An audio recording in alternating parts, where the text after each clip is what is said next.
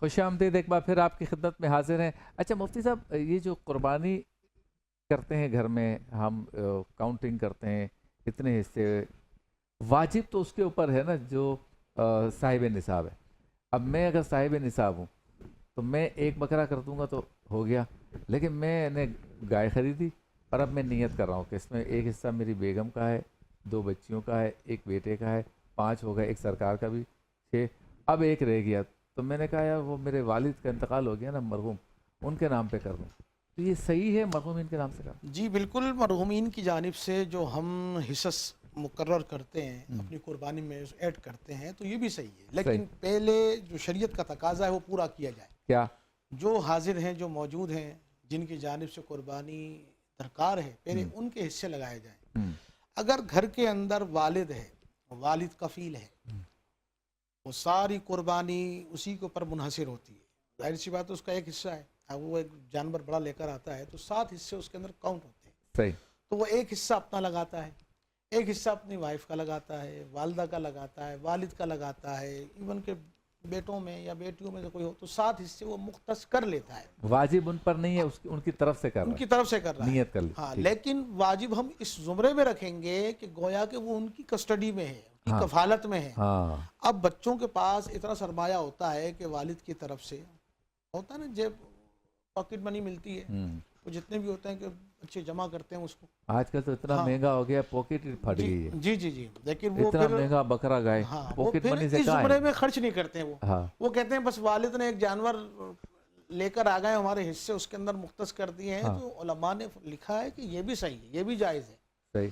ہاں، تو یہ بھی نہیں کہ وہ ہر بندہ اپنا اپنا فردن جو نا حصہ اس کے اندر ریکارڈ کر لائے گا. اگر والد کس زاویے سے کفیل ہے گھر کے اندر کہ میں ان سب کا کفیل ہوں، ان کو کھلاتا ہوں پلاتا ہوں، ٹھیک ہے. اگر وہ اس جانور میں 7 حصے کر رہا ہے تو بالکل صحیح ہے. ہاں، اس کے اضافہ، اس کے علاوہ اگر دوسرے جانور میں حصے بچتے ہیں، وہ کہتا ہے کہ میں اپنے مرحوم والد کے لیے بھی کر لوں، بھائی کے لیے بھی کر لوں، عزیز رشتہ دار، وہ بھی کر سکتا ہے. صحیح. اچھا، لیکن شریعت کا تقاضا یہ ہے کہ جو موجود ہیں پہلے ان کو اس میں کاؤنٹ کیا جائے. اوکے، اب یہ بتائیں کہ اگر کوئی اپنے مرحومین کے لیے قربانی کرنا چاہے تو وہ اس صورتحال میں تو کر سکتا ہے جو آپ نے بتائی، لیکن اگر مرحومین میں سے کسی نے وصیت کی ہو کہ میرے مرنے کے بعد میرے جو یہاں پیسے پڑے ہوئے ہیں ہمیشہ ہر سال اس میں سے پیسے نکال کر تم نے میری طرف سے قربانی کرنی ہے، اس کی کیا صورت ہوگی؟ وہ واجب کے زمرے میں آ جاتا ہے. پھر اس کی وصیت کو پورا کرنا اس کے پر واجب ہے. اور گوشت کھا پی سکتے ہیں؟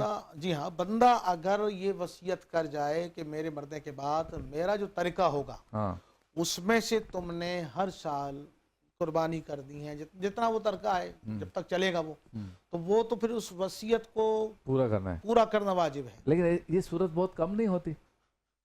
یہاں تو وراثت بانٹ دیتے ہیں لوگ.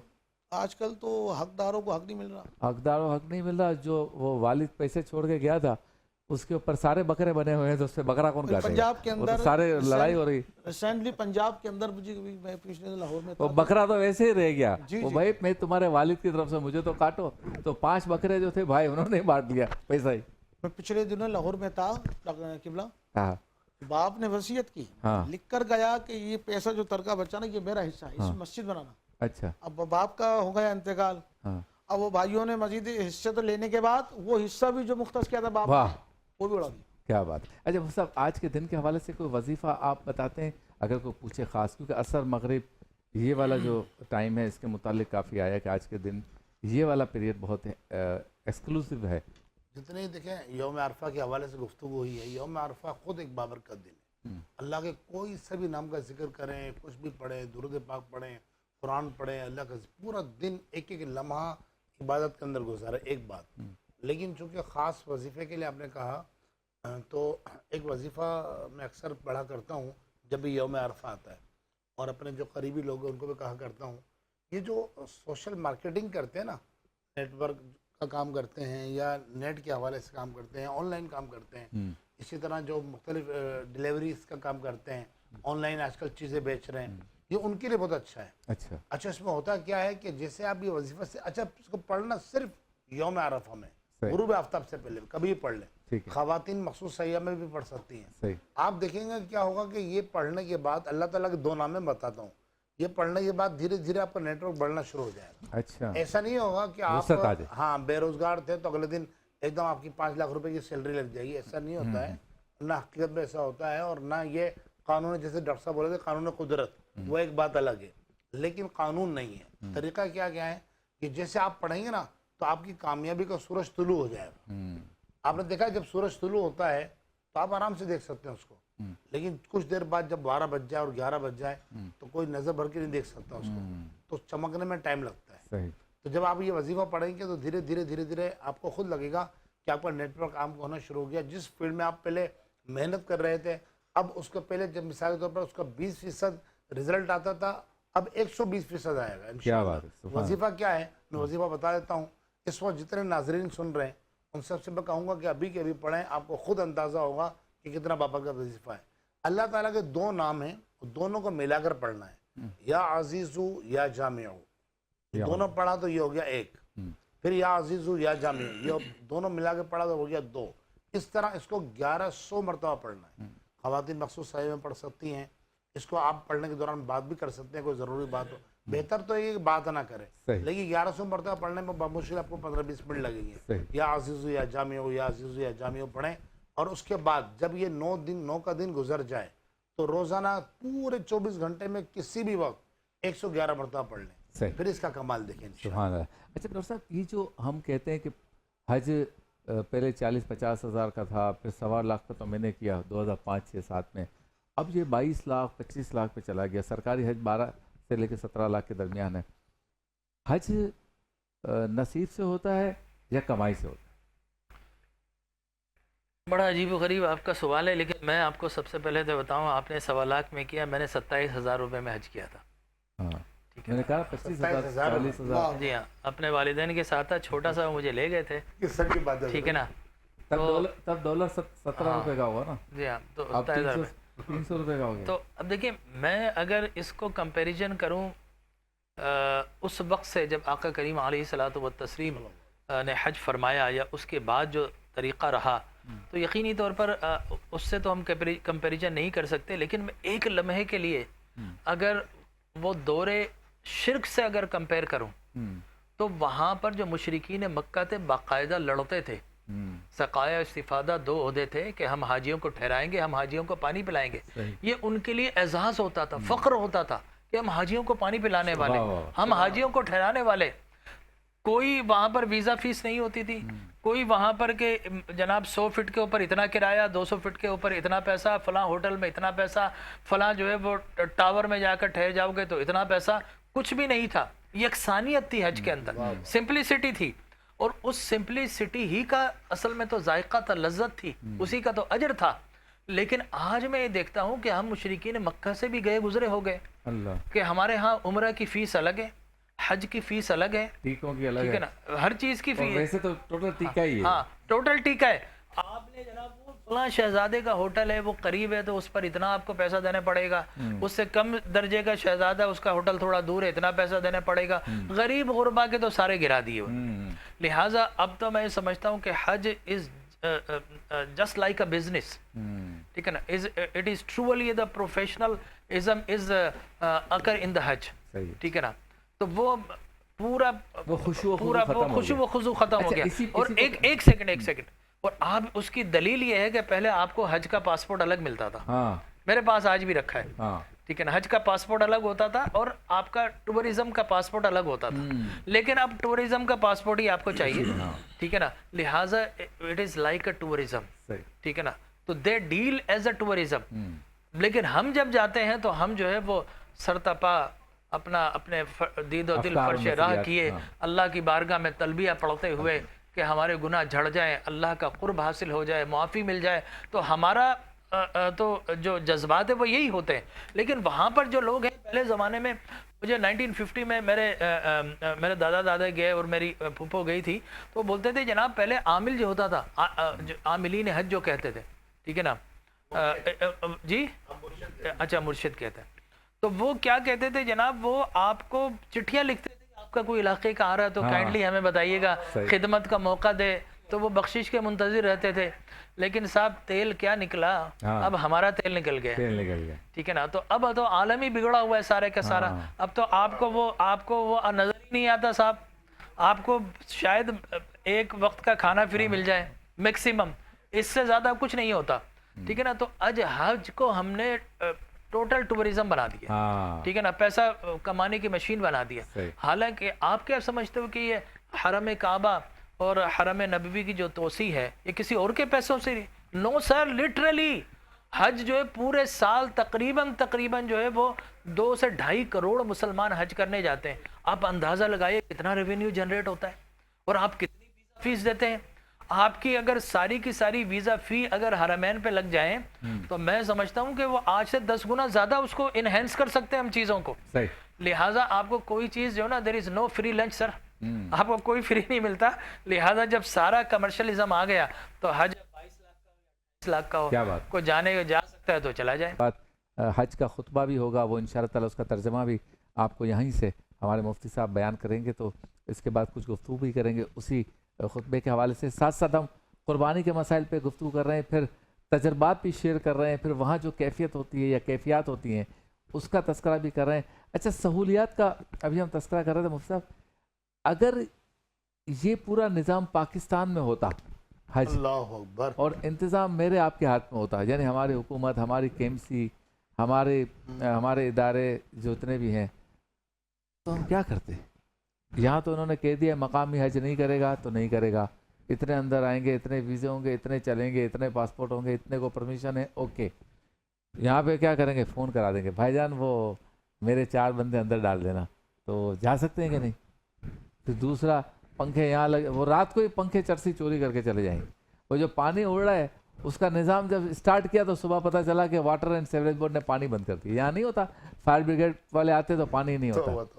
مطلب یہ میں بتا اس لیے رہا ہوں کہ بھئی کب صحیح ہوگا ہمارا نظام. تو سب سے پہلے ستائش ہے، اس تمہید کے ماننے کا مقصد ہے کہ ستائش ہے سعودی گورنمنٹ کے لیے. اتنا بڑا انتظام، پورا سال یہ ہے، عمرے کا انتظام سنبھالتے ہیں، پھر حج کا سنبھالتے ہیں، کبھی کوئی مسئلہ نہیں ہوتا، ایکا دکا 0.001%. تو ساری چیزوں کو جب ہم دیکھتے ہیں، کھانا تقسیم ہوتا ہے، لڑائی نہیں ہوتی. واہ، یہاں عبداللہ شاہ غازی اور داتا دربار پہ لنگر کا آپ عالم دیکھ لیں. اگر یہ نظام ہمارے پاس ہوتا تو یہ لگژوریس کھانا جو باکس میں شاہ سلمان کی طرف سے سب کو ملتا ہے، 20 لاکھ باکس بنے اس دفعہ، 20 لاکھ لوگوں کو کھانا ملتا ہے. کوئی ایک خبر نہیں آتی کھانے کے دوران بھگدڑ 25 افراد ہلاک، کچھ بھی نہیں. کیسے ٹھیک کریں گے؟ قرآن مجید فرقان حمید میں اللہ نے فرمایا ان تؤدوا الامانات الی اہلها، امانت ان کے اہل کے سپرد کرو، یہ رب کا حکم ہے. صحیح.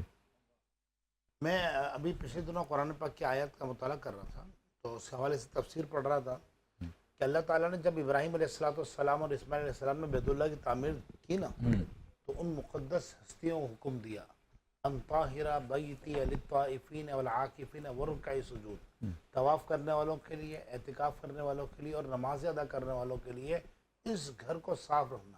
صحیح. معذرت کے ساتھ دیکھیں، سعودیہ کی بات تو ہم تو ایک خیر ترقی یافتہ ملک ہے، میں اس کی بات نہیں کر رہا، لیکن آپ اگر انتظامات، جو آپ کا سوال ہے نا کہ اگر ہمارے ہاتھ میں ہوتا تو کیا ہوتا، اس کی روشن مثال مسجدیں، کہ مسجدوں کا کیا اثر ہوتا ہے. یعنی کہ متولی کا کام تو کیا تھا کہ وہ انتظامات کو دیکھتا کہ کل قیامت کے دن جو مسجد یا مزار کا متولی ہے اس سے پوچھا جائے گا تجھے حق میں دی گئی، تو نے کیا کیا. آپ یقین مانیے شبیر بھائی، میں بڑے وثوق کے ساتھ کہہ رہا ہوں کہ وہ مسجدیں جہاں لاکھوں روپے چندہ آتا ہے، وہ مزارات جہاں کروڑوں روپے ارننگ ہوتی ہے، وہاں پر واش روم میں انسان ایک پل نہیں جا سکتا. ٹھیک ہے. بڑی بزرگ کہتے ہیں کہ کسی عورت کی صفائی دیکھنی نا کہ وہ کتنی ہنر مند ہے، صفائی مند ہے، تو 2 جگہ سے دیکھو، ایک اس کا کچن اور دوسرا واش روم. لیکن آپ اندازہ لگے جس دین کا نام دین نظافت ہے، جس دین نے ہمیں حکم دیا کہ کہا کہ صفائی نصف ایمان ہے، ہم نے کیا حاصل کر رکھا ہے. یعنی حرم شریف میں جائیں تو آپ، مطلب میں یہ کہوں کہ پوری دنیا میں ایک مثالی صفائی ہوتی ہے تو شاید غلط نہ ہو. یعنی جب مطاف میں جہاں طواف ہوتا ہے، مطاف میں آپ نے بھی دیکھا ہے جب رمضان میں خاص طور پر ویسے تو پورے سال دسترخوان لگاتے ہیں لوگ، لیکن رمضان میں جب دسترخوان لگتے ہیں حرم شریف میں تو مطلب پلک جھپکنے میں صفائی کرتے ہیں۔ ہاں اسی طرح واش روم آپ جائیں تو بعض کو ایسا لگتا ہے کہ ہم اپنی چپل پہن کے واش روم جائیں گے تو واش روم گندا ہو جائے گا، اتنا صاف ہوتا ہے۔ ہمارے یہاں تو مسجد میں افطار ہوتی ہے تو کیا عالم ہوتا ہے، کیا عالم ہوتا جہاں پہ افطار ہو رہی تھی 40 تھالے ہم سے کنٹرول نہیں ہوتے۔ اصل میں یہ انتظامیہ کی ناقص حکمت عملی ہے اور ناقص ترین انتظامیہ ہوتی ہے۔ محلے کا سب سے بیکار آدمی، معذرت کے ساتھ جتنے مسجد کے صدر بیٹھے ہیں سن رہے ہیں مجھے، میں کسی کو نومینیٹ نہیں کر رہا ہوں، لیکن اکثریت ایسا ہوتا ہے، انسان جاہل اور اجڑ قسم کا آدمی ہوتا ہے جس کو بات کرنے کی تمیز نہیں ہوتی ہے، محلے میں بدنام زمانہ ہوتا ہے، جس کو کوئی کام کاج نہیں ہوتا گھر کے اندر، کوئی مطلب وہ مسجد کا اس کو پکڑ کے صدر بن آئیے جاتا ہے۔ تشریف لائیے، آپ مسجد سنبھالیے۔ مسجد کا صدر بن گیا، وہ جنرل سیکرٹری، ایسے آجو باجو قسم کے لوگ بن جاتے ہیں۔ ہر جگہ ایسا نہیں ہوتا ہے، لیکن اکثریت یہی حال ہے کہ بالکل جاہل اجڑ قسم کا آدمی، بیکار آدمی وہ بن جاتا ہے جس کو مطلب بات کرنے کی تمیز ہی نہیں ہوتی ہے، قرآن و حدیث کا اس کو علم نہیں ہوتا ہے۔ وہ اس کا کام کیا ہوتا ہے؟ اس کا کام ہوتا ہے امام پہ تنقید کرنا، مؤذن پہ تنقید کرنا۔ اب بھائی تیرا کام یہ تھا کہ تو مسجد کے واش روم چیک کرتا ہے وہ صاف ہے کہ نہیں۔ اب آپ کہتے ہو کہ نہیں یار وہ اصل میں لوگ بہت آتے ہیں نا، تو اس لیے ہم صفائی کا اہتمام نہیں کر پاتے ہیں۔ میں آپ سے پوچھتا ہوں حضرت، 5 اسٹار ہوٹلس کے اندر آپ جائیں، جب بلا مبالغہ سینکڑوں کے حساب سے صبح شام تک لوگ آتے جاتے ہیں، لیکن آپ وہاں صفائی کا نظام دیکھ لیں، واش روم وغیرہ دیکھ لیں، کوئی اسمیل نہیں ہوتی ہے۔ تو یہ اصل میں حقیقت یہ ہے کہ یہ منتظم اعلیٰ جو ہوتا ہے قیامت کے دن اسی سے پوچھا جائے گا۔ حضور علیہ السلام بخاری شریف کی حدیث ہے پاک، حضور نے فرمایا کلکم راعین وکلکم مسئول عن رعیتہ، قال علیہ السلام، حضور نے فرمایا تم میں سے ہر شخص رعایا بھی ہے، ہر شخص مسئول بھی ہے، یعنی اس سے سوال کیا جائے گا قیامت کے دن، جس کو جتنی حکمیت دی گئی۔ اب آپ دیکھیں آج بلا شبہ، اور یہ لائق تحسین ہے اور لائق ستائش ہے وہاں کی گورنمنٹ، اتنا بڑا نیٹ ورک ہے کہ وہاں کوئی بد نظمی نہیں ہے۔ اب ظاہر لاکھوں لوگ ہیں، تھوڑا بہت اوپر نیچے ہو جاتا ہے، اچھا وہ بھی حاجیوں کی غفلت اور جو ہے نالائقی کی وجہ سے ہوتا ہے، لیکن وہاں ہم نے دیکھا ہے کہ وہاں جب آرڈر آ گیا تو پھر وہ آپ کی نہیں سنیں گے، پھر آپ کوئی بھی ہو، آپ کتنے بڑے سیٹ ہوں، آپ کو جانا اسی راستے سے ہے جس راستے سے گورنمنٹ نے بول دیا۔ تو یہ گورنمنٹ کی ذمہ داری ہے کہ وہ ان تمام معاملات پہ نظر ثانی کریں۔ جیسے داتا صاحب رحمۃ اللہ تعالیٰ علیہ کے مزار اقدس کا آپ نے نام کیا، ہمارے لیے ہر ولی کامل کا مزار لائق صد احترام ہے، چاہے وہ عبداللہ شاہ غازی ہوں، چاہے وہ عالم شاہ بخاری ہوں، چاہے وہ جو ہے داتا صاحب رحمۃ اللہ تعالیٰ علیہ ہوں، لیکن میں نے سب جگہ یہ دیکھا ہے کہ صفائی کا فوقدار۔ کیا بات۔ اچھا بھائی، تو اس پر بھی ذرا بات کرتے ہیں کہ فلسفہ حج کا کیا ہے، کیونکہ حج پہ تو سارے جا رہے ہیں، حج ہم دیکھ بھی رہے ہیں، سب کیا فلسفہ ہے، رب تعالیٰ کی کیا حکمت تھی اس عبادت کو ہمارے لیے فرض کرنے کی؟ اگر استطاعت ہے تو فرض ہے، اور یہ بتائیں کہ جس کے اوپر فرض ہو گیا، استطاعت بھی ہو گیا، وہ حج نہیں کرتا تو اس کے لیے کیا وعید ہے؟ جی بسم اللہ الرحمن الرحیم۔ حج کا جو فلسفہ ہے یہ اس کے مختلف پہلو ہیں، اور اللہ تبارک و تعالیٰ نے فلسفہ حج کو قرآن مجید برہان رشید کے اندر بہت ہی خوبصورت واضح انداز سے بیان فرمایا ہے۔ سورہ حج کے اندر سورہ حج کے اندر اللہ تبارک و تعالیٰ نے یہ فلسفہ حج کی جو اہمیت ہے اور اس کو جو اجاگر کیا ہے، اس کے اندر انسان کو یعنی بندہ مومن کو اور دین اسلام کو ایک تحفظ ملا ہے اس حج کی فرضیت کی وجہ سے۔ تو اللہ تبارک و تعالیٰ اقوام دنیا کو یہ بتا دینا چاہتا ہے، میسیج دینا چاہتا ہے کہ یہ حج ایک اسلام کا عالمگیری ایک ایسی ایک بدنی عبادت ہے کہ جس کے ذریعے سے انسان اللہ تبارک و تعالیٰ کا قرب حاصل کرنے میں کامیاب ہو جاتا ہے۔ واہ واہ۔ گویا کہ اللہ تبارک و تعالیٰ دنیا والوں کو یہ بتا دینا چاہتا ہے کہ دیکھو تم سے پہلے جن ہستیوں کو میں نے ہدایت کے لیے چن کر دنیا میں اتارا کہ جن کو دیکھ کر تم میری بارگاہ میں حاضر ہو سکو، مجھے پہچان سکو، میرے دین کو، میری شریعت کو، میرے قرآن کو، میری اہمیت کو پہچان سکو، تو وہ ایک حج ہے۔ حج کے اندر آپ دیکھ لیں کہ انسان جب حج کا ارادہ کرتا ہے تو انسان کے ذہن کے اندر وہ ساری چیزیں مستحضر ہو جاتی ہیں کہ اس کے اندر آپ نے صبر بھی ملحوظ خاطر رکھنا ہے، اس میں آپ نے شکر کو بھی بجا لانا ہے، اس کے اندر اپنے آپ کو ایکٹیو بھی رکھنا ہے۔ کہیں بھوک کا مسئلہ ہو سکتا ہے، کہیں پیاس کا مسئلہ ہو سکتا ہے، کہیں آزمائشیں ہو سکتی ہیں۔ जब हम सारी चीज़ों को मलहूज़ खातिर रखते हैं, हम इरादा करते हैं हज का कि हमने हज करना है जाके, क्योंकि हज का माना ही मुशक्क़त है, मुशक्क़त है, तकलीफ़ है। तो अब इंसान हज को मलहूज़ खातिर रखकर जब फरीज़ा हज के लिए पूरे अज़्म मुसम्मम के साथ जब वो अपने घर से निकलता है तो अल्लाह की बारगाह में पेश होता है। तो अल्लाह तबारक व तआला हज के लिए, क्योंकि हज़रत अम्मा आयशा सिद्दीक़ा रज़ी अल्लाह ताला अन्हा से रिवायत है, आप खुद इस हदीस की रावी हैं, आप फरमाती हैं कि नबी पाक सल्लल्लाहु अलैहि वसल्लम ने जब 9 हिजरी को जब ये हज फ़र्ज़ हुआ तो हुज़ूर इस्लाम ने 9 हिजरी में हज फ़र्ज़ नहीं किया, अदा ना किया, अच्छा, बल्कि हुजूर ने 10 हिजरी में हज अदा किया है। वो आपकी ज़िंदगी का आखिरी हज था, एक हज आपने अदा किया। तो नबी करीम सल्लल्लाहु अलैहि वसल्लम ने अपने असहाब जो उस वक्त हुजूर सल्लल्लाहु अलैहि वसल्लम के साथ हज में शरीक थे, तो हुजूर ने एक ऐसा मंजर पेश किया कि हुजूर सैयद आलम सल्लल्लाहु अलैहि वसल्लम हज़रत इब्राहीम अलैहिस्सलाम की कुर्बानियाँ गिनवा रहे थे कि जब हज़रत इब्राहीम अलैहिस्सलाम काबे की बुनियादें उठा रहे थे, काबे की तामीर कर रहे थे, तो अल्लाह तबारक व तआला से ये दुआएं कर रहे थे, रब्बल आलमीन ये हज, ये काबा बना रहा हूँ, ये काबा तेरी तौहीद के लिए होगा, वाह वाह वाह, खालिसन तेरी इबादत के लिए होगा। और क्योंकि इससे पहले इस जगह पर मुशरिकाना रसूमात पाई जाती थी, बुतों का बहुत यहाँ तसलसल पाया जाता था।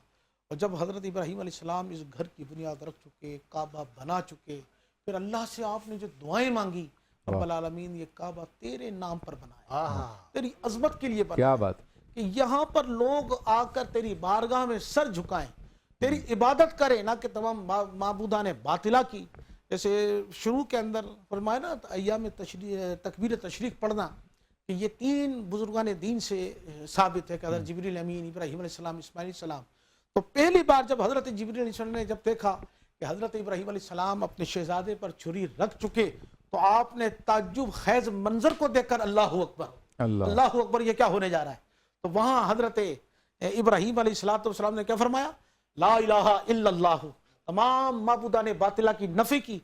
और जब अल्लाह तबारक व तआला के हुक्म से जनाब इस्माइल अलैहिस्सलाम की जगह जब मेंढा रख दिया गया और जब छुरी चल गई, शुक्र अदा कर लिया, तो हज़रत इस्माइल अलैहिस्सलाम सुब्हानल्लाह व बिहम्दिही, क्या बात, तो आपने अल्लाह की बारगाह में हम्द बजाए कि रब्बल आलमीन ये ऐसा अजीम काम होने जा रहा था कि फरमाया अगर मेंढा ना आता तो आज क्या होता कि हर घर में बेटा ज़िबा हो रहा होता। अल्लाह, क्या बाप अपने बेटे को ज़िबा कर सकता था? उलमा फरमाते नहीं कर सकता था। क्या बात, वो तो नबी थे, रसूल थे अल्लाह के, कि जिन्होंने अल्लाह के उस ख्वाब को देखकर हुक्म की तामील को बजा लाए और आपने कर दिखाया, दुनिया वालों को दिखाया कि जब अगर बेटे कुर्बान करने की बारी आ जाए तो अल्लाह के अंबिया पीछे नहीं हटेंगे। वाह वाह, वो साबित करके दिखाया। क्या बात, तो हुजूर अलैहिस्सलातु वस्सलाम, आयशा सिद्दीक़ा फरमाती है जब हुजूर ने ये वाक़या हमें सुनाया तो हुजूर की आंखों से आंसू जारी थे और सहाबा इकराम सुनने वाले और हुजूर अलैहिस्सलातु वस्सलाम का टिकी बांध कर और आपको देख रहे थे, समात फरमा रहे थे, तो सहाबा इकराम की आंखों से भी आंसू जारी थे। तो गोया के ये पूरा जो हज है, ये हज अपने असलाफ की याद को ताज़ा करना है, बहुत इस्लाम की अहमियत को उजागर करना है कि अल्लाह इस हज के जरिए चाहता क्या है। क्योंकि ये गोल्डन चांस अल्लाह ने इंसानियत के अंदर मुसलमानों के जुमरे में रखा है। मुसलमानों में बख्शिश तो बगैर हज के भी कर सकता हूँ, लेकिन अल्लाह चाहता है कि मेरी राह में कुछ बहाने बन जाए। उन बहानों को देखते हुए, क्योंकि हज करने वालों में सारे अल्लाह के वली नहीं होते, पापी भी होते हैं, गुनाहगार भी होते हैं, हराम शिरक खाने वाले भी होते हैं, लेकिन अल्लाह तबारक व तआला की शान क्या है? सबको अल्लाह की शान ये है कि मैं बख्शना चाहता हूँ। क्या बात, क्योंकि दुनिया में जो बच्चा पैदा हो रहा है, दुनिया में चाहे यहूदियों के घर में पैदा हो, चाहे मुशरिकों के घर में पैदा हो, तो फितरत अल्लाह तबारक व तआला हर बच्चे की पैदाइश फितरत इस्लाम पर करता है। क्या बात, अल्लाह की शान नहीं कि किसी को काफिर पैदा करे, यहूदी पैदा करे, वो तो दुनिया में आकर अपने कबाइल के अंदर, अपने मज़ाहिब के अंदर तब्दील हो जाते। अल्लाह की शान है कि दुनिया में जो बच्चा पैदा हो रहा है मुसलमान इस्लाम पर पैदा हो रहा है, तो अल्लाह तबारक व तआला की शान नहीं है किसी को अल्लाह जहन्नम में डाले। अल्लाह तो चाहता है कि मेरे सारे बंदे बख्शे जाएं, मेरे सारे मुसलमान बंदे बख्शे जाएं, उनकी बख्शिश कर दूं। तो हज हमें इसी बात की तरफ उभारता है कि देखो ये हज है, ये मनासिक के हज है, ये रसूमात हज है, इनके जरिए से तुम्हें अल्लाह तबारक व तआला कुर्ब मिलता है। और जब हज करके इंसान लौटता है, अभी तो कहते हैं कि ऐसा गोया कि ऐसा हाजी जब हज करके आता है गोया ऐसा कि अपनी माँ के पेट से हाजी पैदा हुआ। क्या बात है, सुभान अल्लाह। मनाजिर देखिए, रूह परवर मनाजिर, घर बैठकर अपने शौक को पूरा कीजिए, अपनी आंखों को ठंडा कर सकते हैं। इन मनाजिर को देख कर सेटेलाइट टेलीविज़न का भी कमाल है कि उसने हमें घर बैठकर जो है वो हज के मनाजिर दिखा दिए। देखिए कितने खूबसूरत मनाजिर है। सिलसिला जारी रहेगा मुख्तसर से वक्फे के बाद। खुशामदीद, एक बार फिर आपकी खिदमत में हाजिर हैं। हज 2026 की खुसूसी बराह रास्त नशरियात आप देख रहे हैं 5 न्यूज़ HD से, और ज्वाइन किया हमें आपके हमारे हम सब के पसंदीदा डॉक्टर अताल मुस्तफ़ा जमील राठौर साहब ने। अस्सलाम वालेकुम। वालेकुम अस्सलाम बहुत शुक्रिया वरहमतुल्लाहि वबरकातुहू। आप तशरीफ़ लाए। और आज हम जहाँ हज पे गुफ्तगू कर रहे हैं, फ़लसफ़ा हज पे गुफ्तगू कर रहे हैं, साथ साथ कुर्बानी का तस्करा भी हो रहा है, फिर इंतज़ामात का तस्करा भी हो रहा है, और इसके साथ साथ जो लोग मैदान अरफात में मौजूद नहीं हैं, हम और आप जैसे हैं, उनके लिए आज के दिन की कितनी ज़्यादा अहमियत है, इस पर गुफ्तगू कर रहे हैं। तो डॉक्टर साहब कुछ गुफ्तगू हो गई है, तो आप इस पर क्या कहेंगे कि अभी पूरा दिन बाकी है, हम सिर्फ हज के मनाजिर देख रहे हैं, तो हमारे लिए यौम अरफा को गुजारने की का तरीक़ा क्या है और उसकी कितनी अहमियत है हमारे लिए? बिस्मिल्लाहिर्रहमानिर्रहीम, अस्सलातु वस्सलामु अलैका या रसूल अल्लाह व अला आलिका व अस्हाबिका या हबीब अल्लाह। सबसे पहले आपको, उलमाए किराम को और रुए ज़मीन पर बसने वाले मुसलमानों को अतराफ़ व अकनाफ़ में जहाँ जहाँ इस नशरियात को देखी जा रही है चैनल 5 के तवस्सुस से, मैं अमले जुमला नाज़रीन व नाज़िरात को समीम क़ल्ब से सलाम पेश करता हूँ, यौम अरफा की मुबारकबाद पेश करता हूँ। देखिए, हमारे लिए आका करीम अलैहिस्सलातु व तस्लीम ने बेशुमार फ़ज़ाइल व मनाक़िब बयान किए। वो हज पर जो लोग मौजूद हैं वो यकीनन खुशकिस्मत है कि वो उन मकामात का क़ुर्ब हासिल कर लें। वाह वाह।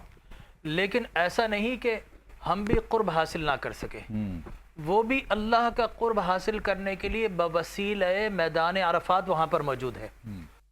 रब का क़ुर्ब हासिल करना चाहते हैं तो इस यौम अरफा का क़ुर्ब अल्लाह की बारगाह में पेश करें, यौम अरफा पर मुनाजात करें, दुआएं मांगें, नमाज़ें पढ़ें, नवाफिल पढ़ें, हो सके तो रोज़ा रखें, इसलिए कि हुज्जाज किराम के लिए तो रोज़ा रखने में कराहियत है, लेकिन इसके अलावा जितने लोग हैं वो अगर रोज़ा भी रखें इस दिन में तो ये अल्लाह तबारक व तआला की नियरनेस हासिल करने के लिए इंतहाई ज़रूरी होगा।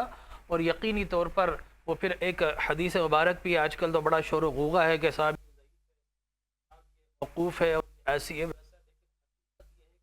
के बाब में जो हदीस मुबारक हो हमें उसको लेना चाहिए, हिर्ज़ जा मनाना चाहिए। लिहाजा फरमाया कि अगर कोई शख्स कुर्बानी करने जा रहा है या कुर्बानी नहीं भी कर रहा, वो हुज्जाज किराम के एहतराम में अपने नाखून नहीं काटता, अपने बाल नहीं काटता, और वो हुज्जाज किराम जैसा ही अगर हुलिया बना लेता है तो अल्लाह तबारक व तआला वो कुर्बानी का अजर जो कुर्बानी देने वालों को अता करेगा, और वो हुज्जाज किराम का अजर जो हुज्जाज किराम को अता फरमाएगा उसका कुछ ना कुछ हिस्सा अल्लाह तबारक व तआला उन लोगों को भी अता फरमाएगा। तो यकीनी तौर पर हमारे लिए भी आज का दिन काबिल एहतराम है। और यौम अरफा तो सरकार दो आलम सल्लल्लाहु अलैहि वसल्लम ने फरमाया मुसलमानों का यौम ईद है, और हुजूर अकरम सल्लल्लाहु अलैहि वसल्लम ने फरमाया अल्लाह के नज़दीक यौम अरफा से बढ़कर कोई दिन महबूब नहीं। अल्लाह। और एक हदीस मुबारक में आया कि इन आज़म इंदल्लाहि आज़म यौमुन नहरी, कि यौम नहर से बढ़कर अल्लाह के नज़दीक कोई दिन आज़म, मुक़द्दस, मुतबर्रिक और अज़ीम नहीं है। चुनाचे ये सारे के सारे अय्याम जो कि 8 ज़िलहज्जा से शुरू हो जाते हैं। अब देखिए 8 ज़िलहज्जा हम बोलते हैं यौम तरबिया है, ठीक है ना, यानी लब्बैक अल्लाहुम्मा लब्बैक। अब तरबिया क्यों कहा जाता है? इसलिए कि हज़रत इब्राहीम अलैहिस्सलाम ने इसी रात ख्वाब देखा कि मैं अपने बच्चे को ज़िबा कर रहा हूँ, ठीक है ना। तो उन्होंने गौर व फिक्र किया, लिहाजा ये गौर और फिक्र, ताक़ुल, तफक्कुर, तदब्बुर को तरबिया कहा जाता है। लिहाजा आपने गौर व फिक्र किया और मालूम ये हुआ कि नबी का ख्वाब हरगिज़ हरगिज़ शैतान की तरफ से नहीं होता, रहमान की तरफ से होता है। लिहाजा गौर व फिक्र किया।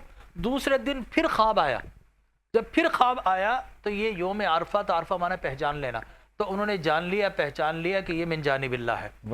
चुनांचे फिर यौम नहर इसलिए कहा जाता है कि उस दिन आप मिना में ले गए हज़रत इस्माइल अलैहिस्सलाम को और आपने बाकायदा छुरी चला दी। अब मैंने हैरान होकर छुरी से पूछा, है छुरी तेरा तो कानून कुदरत ये है कि तू काट देती है, आज तूने क्यों नहीं काटा? जिस तरह इब्राहीम अलैहिस्सलाम को नारे नमरूद में डाला गया, आग का जो लॉ है, ठीक है ना, जो लॉ ऑफ द नेचर है, वो आग जला देती है। چھری کاٹ دیتی ہے. It is the law of the nature جو اللہ نے اس کے لیے قانون متعین کر دیا. لیکن یہ اللہ کا قانون وسیلہ ہے. ایک قانون قدرت پیرالل دو چیزیں چل رہی ہیں اس کائنات میں. ایک تو اللہ نے قانون وسیلہ بنایا ہے کہ شادیاں کرو گے اس کے بعد تمہاری اولاد ہوگی, استاد کے پاس جاؤ گے تو تمہیں تعلیم ملے گی, ٹھیک ہے نا, ماں باپ تربیت کریں گے تمہارے مائل اسٹونز اچھے ہو جائیں گے, ٹھیک ہے نا. اسی طریقے سے تم اگر چاہتے ہو کہ رزق حلال ملے تو کسب یا محنت کرنا پڑے گی, اسٹرگل کرنا پڑے گا, پڑھنا پڑے گا, علم حاصل ہوگا. تو اللہ نے اس کائنات کو قانون وسیلہ کے تحت بھی چلایا ہے لیکن اپنے قانون قدرت کے لیے بھی. اب عام لوگوں کو دھوکہ یہ ہوتا ہے کہ صاحب اگر وسائل کو مان لیں, وسیلوں کو مان لیں تو اللہ کی قدرت کیا ہوگا. ہم نے کہا نہیں, ہم اللہ کی قدرت کو بھی مانتے ہیں, اللہ کے قانون وسیلہ کو بھی مانتے ہیں. لہٰذا قانون وسیلہ تو یہ ہے کہ آگ جلاتی ہے, قانون وسیلہ تو یہ چھری کاٹ دیتی ہے. لیکن میں نے آگ سے پوچھا آگ تو نے ابراہیم کو جلایا کیوں نہیں؟ چھری سے پوچھا چھری تو نے اسماعیل کے سر کو یا آپ کے حلقوم کو کاٹا کیوں نہیں؟ تو وہ آگ جواب دیتی ہے کہ صاحب اگر بشر ہوتا ہے تو میں جلا دیتی ہوں, نور ہوتا ہے تو میں ہار جاتی ہوں. اسی طرح چھری نے کہا کہ اگر بشر ہوتا, نور مصطفیٰ حضرت اسماعیل کے پشت میں نہ ہوتا تو میں کاٹ ڈالتی, لیکن یہاں پر نور مصطفیٰ جگمگا رہا تھا لہٰذا ہار جاتی ہوں. لہٰذا اللہ تبارک و تعالی نے وہاں وسیلہ دکھایا. اب آپ یہ دیکھیے بڑی عجیب و غریب بات ہے. موسیٰ علیہ الصلوۃ والتسلیم جناب ہوتا یہ کہ جب وہ فرعون کی فوج آتی ہے تو ان کی بہن انہیں تندور میں ڈال دیتی ہے اور وہ آگ کچھ نہیں کرتی. اسی طرح جب موسیٰ علیہ الصلوۃ والتسلیم فرعون کے محل میں جاتے ہیں وہ شک میں مبتلا ہوتا ہے تو حضرت آسیہ بولتی نہیں تو بچہ آزمانے کے لیے وہ آگ کا انگارہ ڈالتے ہیں تو زبان جل جاتی ہے. تو یہ ڈیفرنس کیا ہے؟ ایک جگہ پر اللہ نے قانون قدرت دکھایا کہ وہاں پر انہیں ابراہیم کو نارے نمرود میں ڈالا گیا, نہیں جلایا, قانون قدرت. یہاں پر اللہ نے موسیٰ کلیم کو وہاں اس تندور میں ڈالا گیا, قانون قدرت دکھایا. قدرت یہ ہے کہ وہ آگ کو کہتا ہے کہ یا نارو کونی بردم بسلامن علی ابراہیم, اے آگ ٹھنڈی ہو جائے ابراہیم پر. تو یہ رب کی قدرت ہے, وہ ٹھنڈی ہو جاتی ہے, موسیٰ کلیم پر ٹھنڈی ہو جاتی ہے. لیکن جب اللہ تبارک و تعالیٰ قانون وسیلہ دکھاتا ہے تو وہی آگ کا انگارہ موسیٰ علیہ الصلوۃ والتسلیم کی زبان کو جلا دیتا ہے. میں نے پوچھا فرق کیا ہے؟ جواب آیا اے او نادان, دونوں جگہ بچانا ہی مقصود تھا. وہاں آگ کے ذریعے بچا لیا اور یہاں آگ کے ذریعے ان کی زبان کو جلا کر بچا لیا. تو اللہ تبارک و تعالیٰ کی شان اور قدرت ہے, اور یہ قدرت کا مظہر اس یوم عرفہ میں ہمیں نظر آتا ہے کہ کشا کشاں عشاقان رسول, عشاقان مصطفیٰ اور حرم کعبہ کے ماننے والے پوری دنیا سے اپنی لباس فاخرہ کو اتار دیتے ہیں, اپنی دستار فضیلت کو اتار دیتے ہیں, اپنی بولیاں ختم کر دیتے ہیں, اپنے سارے ڈفرینسز پریولیج ختم کر دیتے ہیں. حتیٰ کہ اللہ نے اہتمام کر دیا کہ تم نے جوتا بھی وہ نہیں پہننا جو کہ بہت اچھا برینڈڈ ہو, لہٰذا تم نے بالکل ایسی چپل پہننا ہے کہ جس سے فقر کا اور غنا کا اور سخاوت کے سارے امتیازات ختم ہو جائیں. اللہ نے ساری ڈسکریمنیشن ختم کر دی ہے. اور آپ یہ دیکھیں رنگ و نسل کی بھانت بھانت کی بولیاں بولنے والے ہیں, لیکن کیا عجب منظر ہمیں نظر آتا ہے کہ ان کا لباس بھی ایک ہی ہے, کفن نما, ٹھیک ہے نا, ان کی ڈائریکشن بھی ایک ہے, حتیٰ کہ ان کی بولیاں بھی ایک ہے, لبیک اللہم لبیک کی صدائیں لگا رہے ہیں. یہ مساوات, یہ ایکویلٹی حج کے علاوہ کہیں نظر نہیں آئے گی. لہٰذا اس دن جب یوم عرفہ میں بندہ وقوف عرفہ کرتا ہے تو اللہ تبارک و تعالی فرشتوں میں فخر و مباحت فرماتا ہے کہ میرے بندوں کو دیکھو, یہ نہ جانے کہاں کہاں سے چل کر آئے ہیں. آج کل تو آپ کو پتا ہے کہ ہم نے جہاز پر بیٹھے چلے گئے, لیکن آج بھی مشقت ہے صاحب. آج تو انسانی ہیومن اجتہام ہے, ہیومن موب ہے, ٹھیک ہے نا, پھر گرم موسم ہے, سہولت کتنی بھی دے لے, حج جو ہے مشقت کا نام ہے. چنانچہ مشقت تو آتی رہے گی. پہلے مشقت تھی کہ انسان جو ہے وہ چل رہا ہے تو سنگریزے ہیں, طواف کر رہا ہے تو سنگریزے ہیں, دھوپ اوپر سے تمازت دھوپ کی ہے. لیکن آج کی جو مشقت ہے وہ اجتہام ہے جو حالت احرام سے لے کر حج کے آخری ایام تک آپ کو مشقت ہوتی ہے. آپ جائیے کبھی عرفات سے مزدلفہ کی طرف اور مزدلفہ سے جمرات کی طرف, تو آپ کو پتہ چلے گا حج جو ہے مشقت کا نام ہے.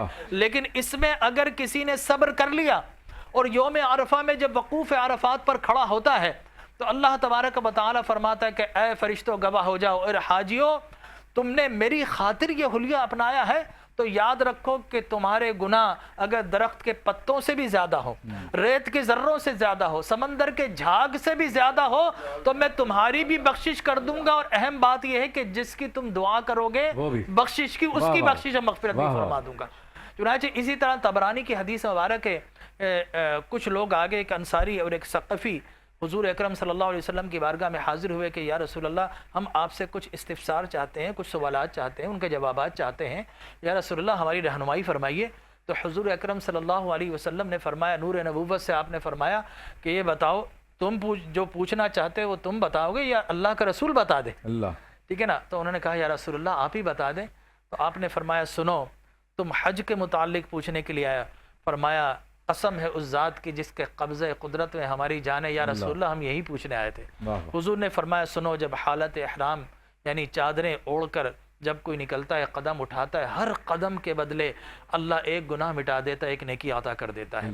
پھر وہ جب خانہ کعبہ کا طواف کرتا ہے اور 2 نفل پڑھتا ہے تو اولاد اسماعیل میں سے ایک غلام آزاد کرنے کا اجر عطا کرتا ہے۔ پھر اگر وہ سعی کرتا ہے تو اللہ تبارک و تعالیٰ 70 غلام آزاد کرنے کا ثواب عطا فرماتا ہے۔ اور پھر فرمایا کہ جب وہ یوم عرفہ میں آتا ہے تو اللہ تبارک و تعالیٰ اپنے انوار و تجلیات کی ایسی تجلی ان پر نازل کرتا ہے کہ وہ گناہوں سے پاک و صاف ہو جاتے ہیں۔ پھر وہ منی میں آتے ہیں تو اللہ تبارک و تعالیٰ منی کے اندر کرم کرتا ہے، قربانی کرتے ہیں تو وہ ذخیرہ آخرت بن جاتا ہے۔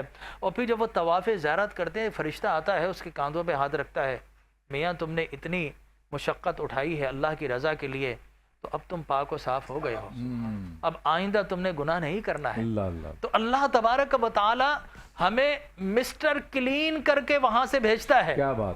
اور دیکھیے ایک آخری بات میں اس زمانے میں کہوں، علماء کرام بھی تشریف فرمائے ہیں، میں بے ادبی نہیں چاہتا، لیکن معاملہ یہ کہ حضرت اللہ تبارک و تعالی فرماتا فَأَيْنَمَا تُوَلُّوا فَثَمَّ وَجْهُ اللَّهِ، تم جدھر بھی رخ کرو گے اللہ کو پاؤ گے اسی جگہ پر۔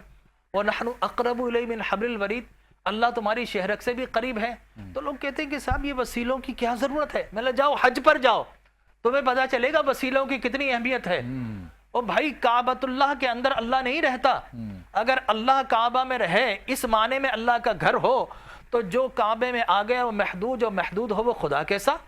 تو اللہ تبارک و تعالی لا محدود ہے، وہ لا زمان ہے لا مقام ہے، نہ وہ مکان میں ہے نہ وہ زمان میں ہے، یہ اللہ کی بنیادی صفات ہیں جن پر ہمارا ایمان ہے۔ تو وہ کعبۃ اللہ کس نے بنایا؟ حضرت ابراہیم و اسماعیل علیہ السلام نے۔ اور پھر دعا مانگی کہ اللہ انہیں نماز پڑھنے والے، رکوع کرنے والے اور طواف کرنے والے کے لیے اے اللہ پاک کو صاف فرما دے۔ اور پھر آخر میں دعا مانگی ربنا بعث فیہم رسولا منہم یتلو علیہم آیاتک ویعلمہم الکتاب والحکمہ ویزکیہم انک انت العزیز الحکیم۔ وہ جانتے تھے کعبہ ہم نے بنا دیا، لیکن ایک وقت آئے گا اس میں بت رکھے جائیں گے، لیکن کعبہ نہیں کہے گا کم بخت ہو، یہ سارے کے سارے تم کعبہ جو ہے میں تو ہم تو دلیل ہیں، ٹھیک ہے نا، تم دلیل کو پوج رہے ہو، حقیقت میں تو تمہیں دعوے کو پوجنا چاہیے۔ لا الہ الا اللہ یہ دعویٰ ہے، کعبہ نہیں بولا۔ ابراہیم علیہ السلام جانتے تھے، اس لیے دعا مانگی کہ اے رب تیرا گھر تو ہم نے بنا دیا ہے، لیکن قیامت تک کے لیے پاک و صاف کرنے والا ایک نبی ہماری نسل سے تو پیدا فرما دے۔ تو یہ مقام ابراہیم کے پتھر پر کھڑے ہو کر جب آپ نے حضور کی میلاد کی دعا مانگی تو اللہ تبارک و تعالی کے کرم سے وہ پتھر جھوم گیا، اپنا سینہ شک کر دیا اور قیامت تک کے لیے نقوش پائے ابراہیم کو اپنے سینے میں جذب کر لیا، ٹھیک ہے نا۔ تو یہ سارے مقام کعبۃ اللہ اور حجر اسود، حضرت عمر کہتے ہیں کہ تو کالا پتھر ہے، عمر کا دل نہیں چاہتا تجھے چومے، خدا کی قسم عمر اس لیے چومتا ہے کہ تجھے لب مصطفیٰ نے چوما ہے، ٹھیک ہے نا۔ مقام ابراہیم، حضرت ابراہیم کے نشان قدم، اور پھر آب زمزم آپ پیتے ہیں تو حضرت اسماعیل علیہ السلام کی پیر کی ایڑیاں جب ٹچ ہوتی ہے تو وہاں سے نکلنے والا پانی۔ آگے جائے تو صحیح کے اندر اللہ معاذ اللہ نہیں دوڑا، وہ دوڑنے سے پاک ہے، نہ اللہ کے کوئی نبی دوڑے نہ ولی دوڑے، اللہ کی ولیہ دوڑی، اللہ نے اسے اپنی نشانی بنا لیا۔ میدان عرفات کے متعلق کہا جاتا ہے حضرت آدم اور حضرت حوا کی ملاقات کا دن، یا حضرت ابراہیم کے تفکر کا دن یا پہچان کا مقام، لہٰذا وہ بڑا مکرم، وہ بڑا معزز۔ پھر آگے جائیں مینا کے اندر تو پھر ہم سب پتھر سے پتھر کو مارتے ہیں، عجیب و غریب معاملہ ہے، عجیب و غریب معاملہ ہے، ہمیں سامنے پتھر نظر آ، پتھر سے پتھر کو مارتے ہیں۔ تو میں نے کہا کہ یار اے رب کریم، حج تو ہم تیرے لیے آئے ہیں، تو نے ہمیں پتھروں سے گھما دیا، ہم تو کہتے ہیں کہ مسلمان پتھر شکن ہے، یہاں تو پتھر پرست نکلا. کعبہ بھی پتھروں کی عمارت، آگے جائے تو مقام ابراہیم پتھر، پھر زمزم پتھروں سے نکل رہا ہے، صحیح دوڑے تو وہاں بھی پتھر، میدان عرفات بھی پتھریلا میدان، مزدلفہ میں جائیں تو پتھر سے پتھر تلاش کر رہے ہیں، مینا میں جائیں تو پتھر کو پتھر مار رہے ہیں. تو یہ کیا معاملہ ہے؟ اے رب ہم تو تیرے لیے آئے تھے. اللہ فرماتا بَأَذِّن فِي النَّاسِ بِالْحَجِّ يَأْتُوكَ رِجَالًا، اے ابراہیم تو اذان حج دے، یہ لوگ تیرے لیے آئیں گے. واہ واہ واہ. اللہ فرماتا ہے کہ لوگوں تم میرے لیے آئے ہو، لیکن میں تمہیں اپنے محبوب نبیوں اور ولیوں کی یادگار پر بھیجوں گا. یاد تم ان کو کرو گے، وسیلہ ان مقامات کو بناؤ گے، اور جب واپس پلٹو گے تو اللہ تبارک و تعالی یہ مجدہ سنائے گا کہ اگر تم نے وَلَمْ يَفْسُقْ رَجَعَكَ يَوْمٍ وَلَدَتْهُ أُمُّهُ، کہ جب تم واپس پلٹو گے میرے محبوب نبیوں اور ولیوں کے مقامات کا قرب حاصل کر کے اور میری کبریائی بیان کر کے، تو تمہیں اس طرح واپس کروں گا گویا آج ہی ماں کے پیٹ سے پاک و صاف ہو کے پیدا ہوئے. کلام پیش کر.